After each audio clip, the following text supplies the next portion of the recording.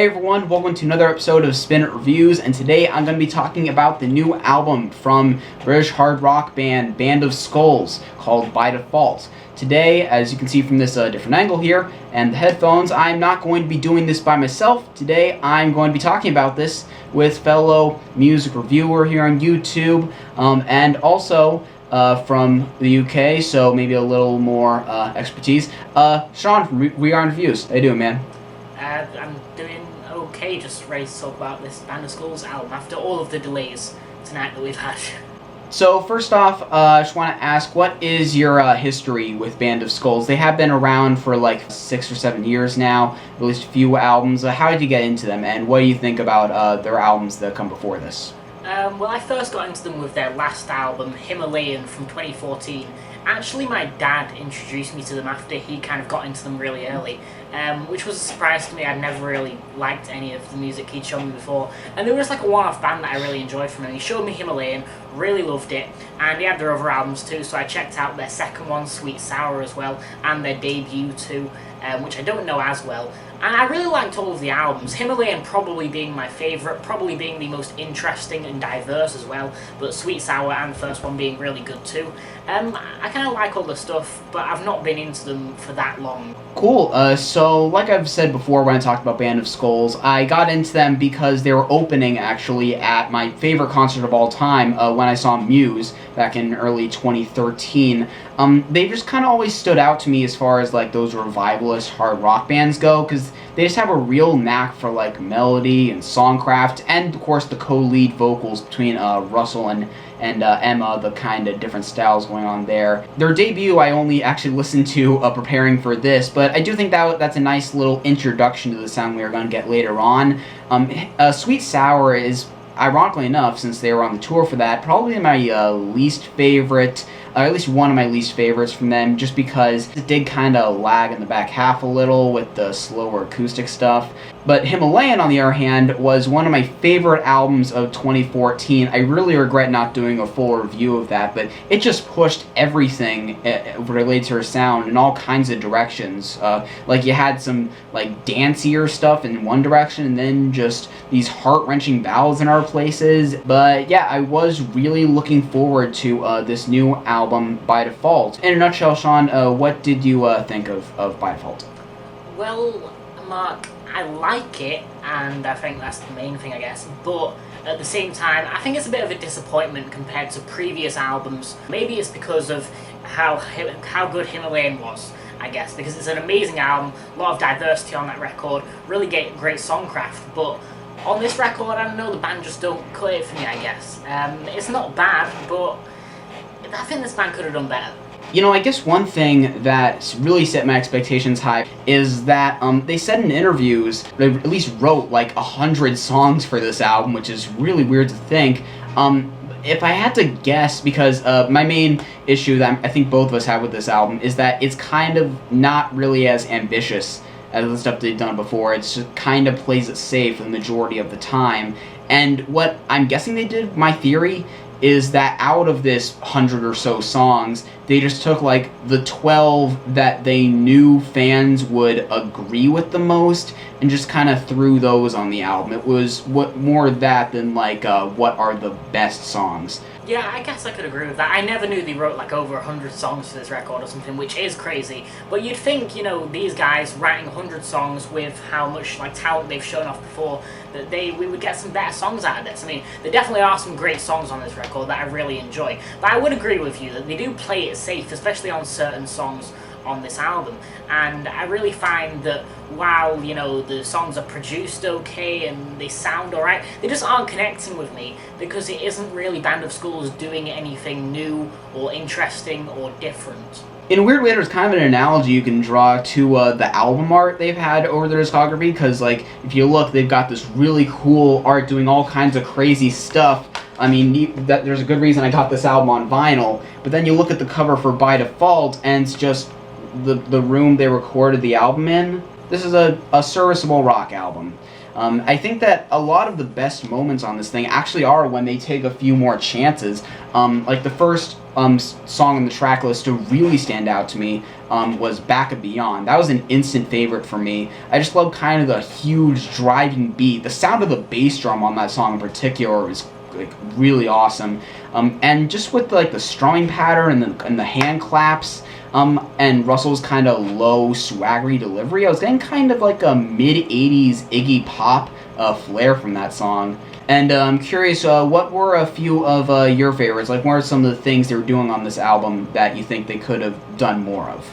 Right, so one of the tracks that I really loved the most on this record was quite early in the track listing here. It was the third song on the album, Killer, which is a song that kind of throws it back to what Band of Skulls are really good at. It's a really hard-rocking, confrontational, aggressive track. The lyrics are just really in your face. Drums really loud on this track. Guitars really meaty, really bassy on this song. The whole track really just produced fantastically, really aggressive, great songwriting. But then, I guess if we get into something that the band have done that's quite new compared to Killer, which is kind of more throwing it back to their old stuff, we have a song like So Good, which has kind of a funk flavour to it, or In Love by Default, which is a little bit of a slower track here.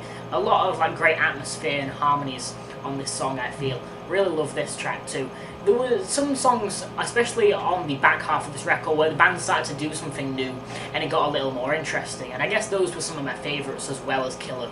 You know, funny thing, I did like Killer a bit when it was first released, but it's kind of waned on me just the more I kind of thought about what my issues with the album as a whole are. I guess that in the past they have tended to choose like the shallower songs as their lead-off singles. You look at some like I Know What I Am or Hoochie Coochie, for example, even though I do like both those songs. And you know, funny thing about So Good, that's another one where it does have kind of a potent kind of disco groove to it, but I can't help but feel like they did it a little more effectively on a song like Himalayan.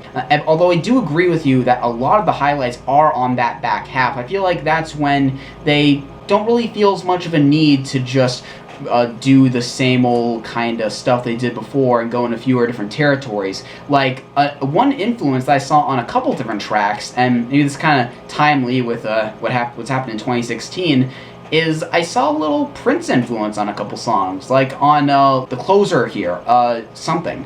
It's just this really smooth as hell kind of their version of a slow jam, I kind of want to say. And Little Mama is just like a Golden Era kind of Princey song on steroids, basically, with these tight melodies throughout it and those really well-processed guitar chords that just blare perfectly. And that little, like, a touch of a triangle at a couple points that are just like that perfect touch you need to give that little extra bit of quirk, I guess.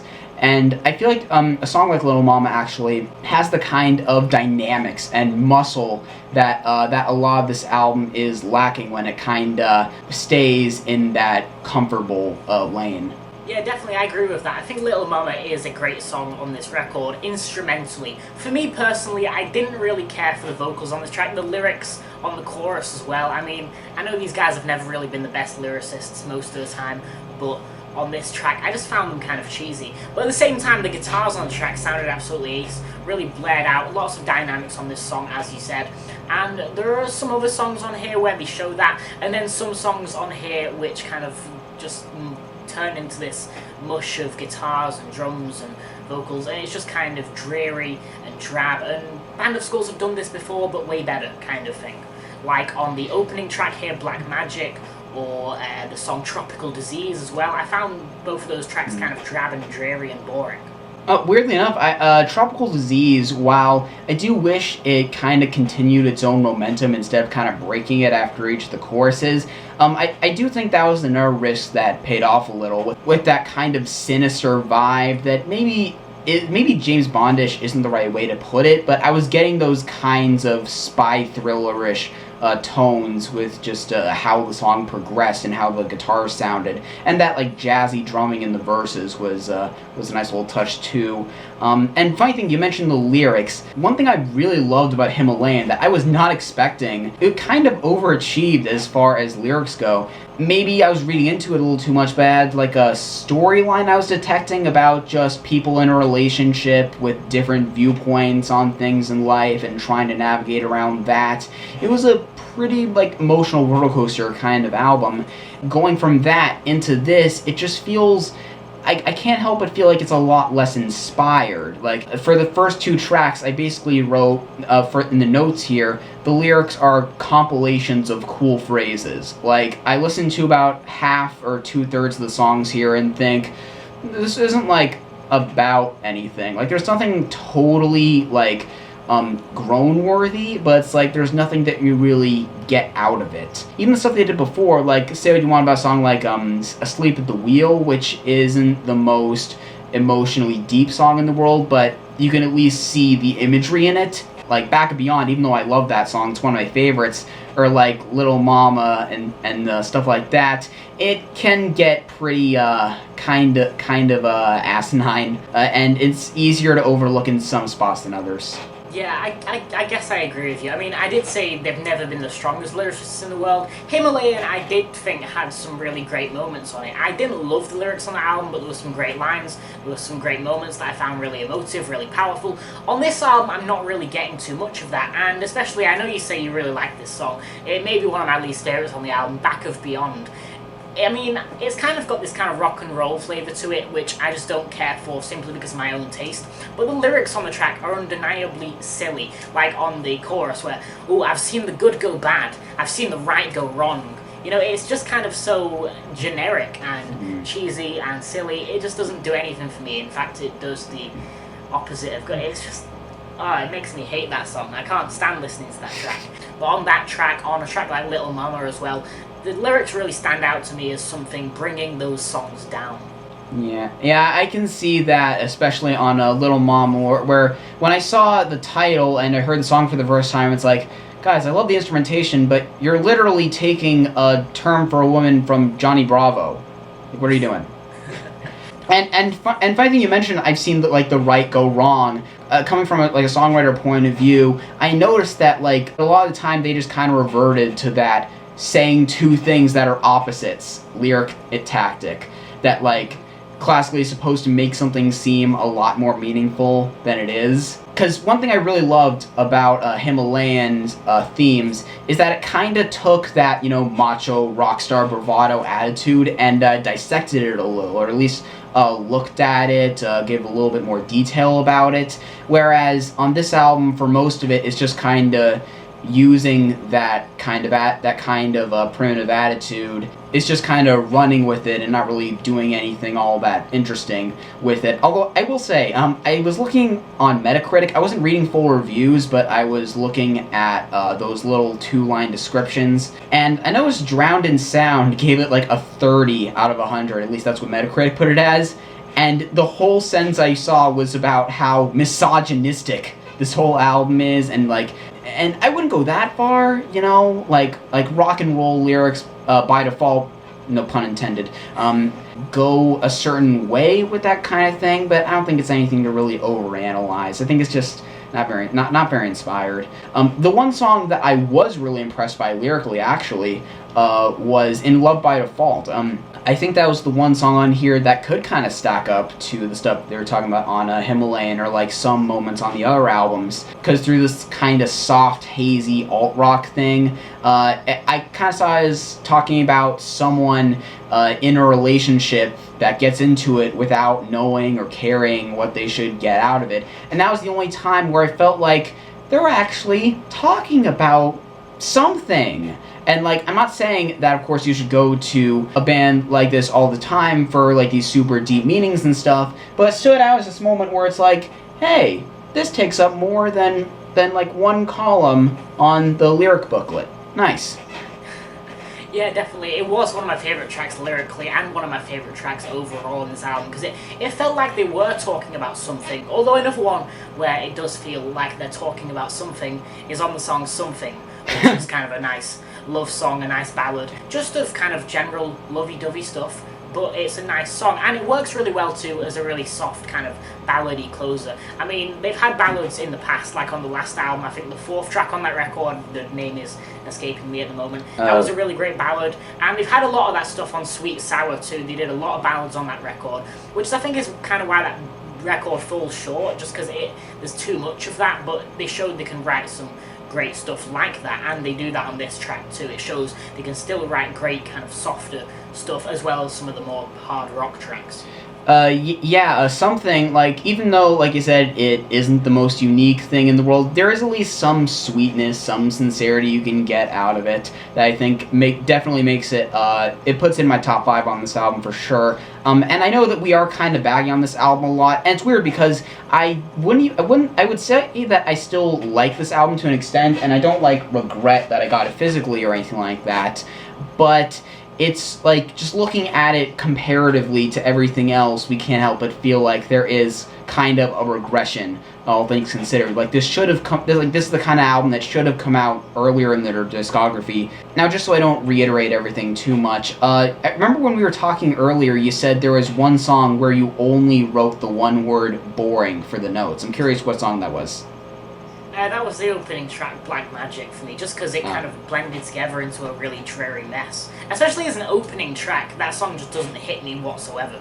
That's actually the song I had the shortest description for in my notes. Just business as usual, solid start. But, you know, I still thought that was a serviceable opener. Really, the 2 songs that I thought were just really, really boring were, first off, This Is My Fix, which I thought was just really, really fillerish, especially when it, like, repeats that bang your head on the bottom of the ocean, bang your head on the bottom of the ocean, so many times, like 16 times over the course of its length. It's just so frustrating. And again, getting back to the lyrics, most of the song is the same kind of, like, just kind of there stuff as the rest of the album, but the first line of that song is, "No religion means no more fighting." They could have actually elaborated on that, but instead it was just like, "Oh, this is my fix, like, I like stuff," and you know, more kind of posturing like that. I really didn't like that song at all. It was so filler-y to me, like. Yeah, and then Erounds, which I did kind of like it the first couple times I heard it. One thing I do really like about that song is the backing vocals from Emma. That kind of reminded me a lot of like some Silver Sun pickups would do. But really, it just meanders with this spoken word stuff. It kind of teases a build-up in the middle, but then it just kind of and just goes back into the ahs for the last minute of it. And lyrics are just saying, like, there is a thing, it's moving around. I thought it was one of the more interesting ones. I did really like the female vocals, and I thought the track had a good way of building tension. The only real thing for me is that the tension really didn't build to anything, especially since the song coming after that is the closer and it's the ballad on this album. So that didn't really work, but I still liked the track overall. And it was definitely better than some of the other stuff on here that I really didn't like Embers, which I just found super boring. Yeah, This Is My Fix as well, which you mentioned. Like, that repetition at the end is so ridiculous, because not even the instrumentation changes. Like, they could have, like, had a big climax at the end of that song, but no, just, like, nothing happens with it at all. Black Magic I found really boring. Bodies is catchy, it's bouncy, infectious, but it doesn't really do anything for me. It's just another kind of average Band of Skulls song. I mean, at least Erounds, I think they did something interesting.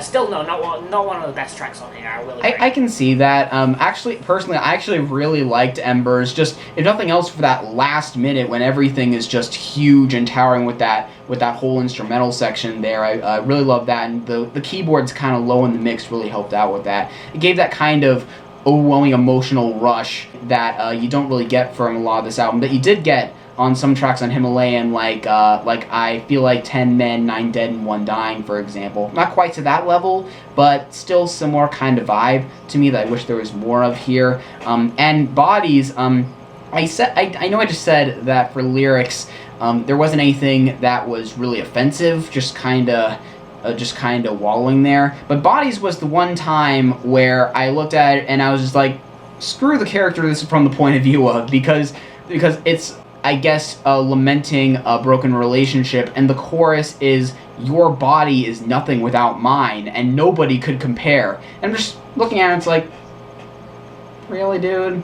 Just get over it. Because, like I said, it's just kind of taking that bravado that was dissected on Himalayan and just kind of running with it without the slightest bit of self-awareness. I do still think this is a pretty okay, decent, good album, all things considered. Just, as far as expectations go, I was really looking for a lot more. So I guess just kind of wrapping this thing up, can you just give a little closing summary thing and your score? Well, I think the thing about this album for me is that it's a disappointment based on the rest of Band of Skulls' discography, and it's such an okay, serviceable, average album. And I hate albums that are just okay. I can't stand it. It's worse than being bad, because at least you have something to talk about there.